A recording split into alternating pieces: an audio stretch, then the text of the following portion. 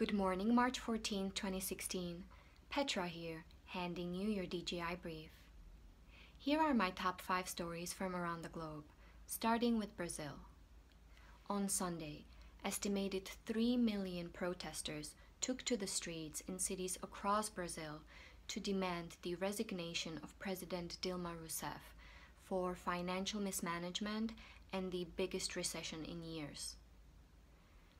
Impeachment proceedings of the president are also to start this week. Let's see.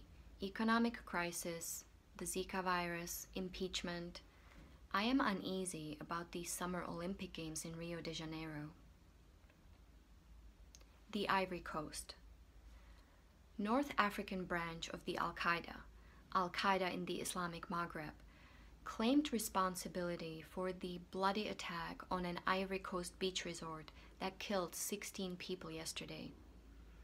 This is the third major terrorist attack on a tourist center in West Africa since November, highly indicative of the brewing instability in the region. Turkey. A suicide car bombing in the Turkish capital Ankara killed 37 and wounded 127 people yesterday.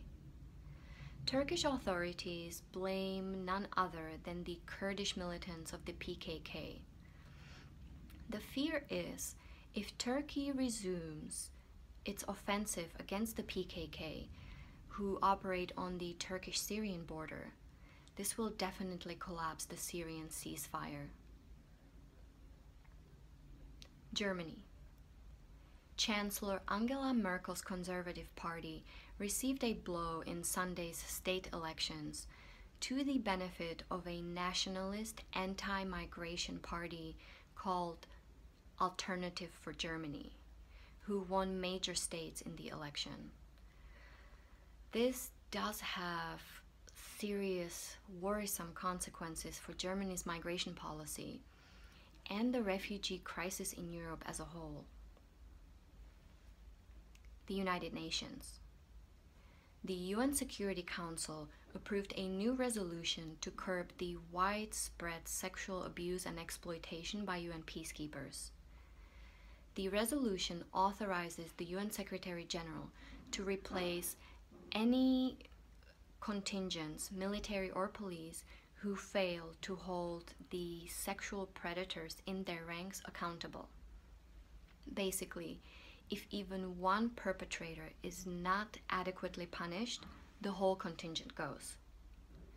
This resolution does seem to have teeth, at least on paper. The problems I foresee are in the implementation. Firstly, I am skeptical about the capabilities of many national judicial systems to adequately punish. But secondly, with all that is happening in the world, armies aren't exactly lining up to be UN peacekeepers. Also, many countries, many governments have specific preconditions about what UN peacekeeping forces they'll allow in their country. For example, when I worked in Darfur, the Sudanese government required that the UN peacekeeping force be predominantly African. And by that, they meant Muslim, more specifically North African, Arab basically. We spent a lot of time negotiating with the Sudanese government on this. So ask, who will these contingents be replaced with? And how long will it take? But the resolution does have an excellent provision that I believe will greatly curb the rampant abuses.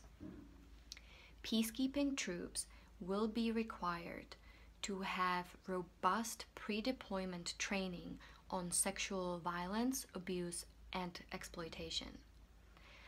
I am always greatly surprised to learn just how many perpetrators don't actually know their behavior is criminal. Right information and education, always the answer. So well done, UN. Great first step in the right direction. And that concludes my top 5. Now, let's get out there and make it a good day. And remember, if you think you can, or you think you can't, you're right. Thanks for watching. Don't forget to subscribe.